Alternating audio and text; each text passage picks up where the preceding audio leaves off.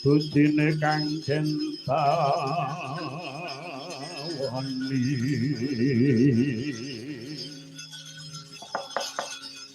wenganing sukarila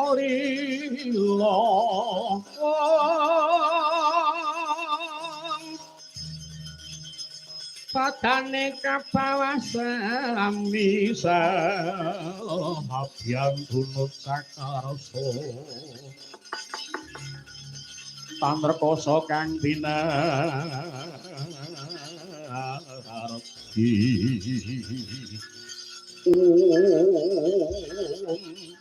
Kakang Arjuna aja kaget aku iki marepake marang panlungguhanmu Kakang Janaka adikku di Yayi Dewa Srani jandur gunung kadengaren si adi temuk ana kene ana wigati apa Yayi Kakang ora sandadak kakean takon lan ora tedeng aling-aling tedeng. Temek aku ana kene iki mung kepengin bakal nyidra marang nyawane Kakang Janaka. Yayi dosanipun Kakang apa luputipun Kakang apa teka si adi bakal nyikara marang pun Kakang. Dosamu mok emban mok indit Kakang.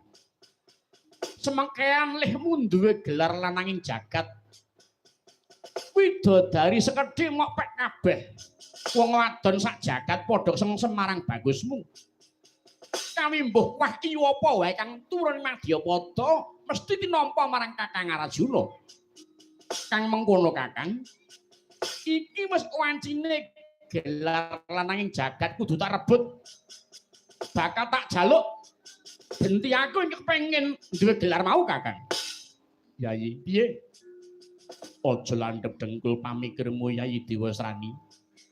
Pun Kakang kaya mangkene iki merga saka pambudidayanipun Kakang Dewi Jernyatani. Ora ana wong mulya kang tanpa rekasa Yayi. Tekan tekun bakale tekan bisa menang kang tan bisa ngasorake. Kuwi kang dadi senggoyanipun Kakang. Ora sandadak Kakang pitutur. Ora sandadak Kakang rembug. Wase temakone tak jaluk nyawamu kowe bondok bangga nuntut bangga nuntut piye bangga tak sembadani nuntut pateni lenglenging driya mangmangun gun kanduhan rimpang lur lena tanpa kanin ya yen tan tulus semangku sang yahupo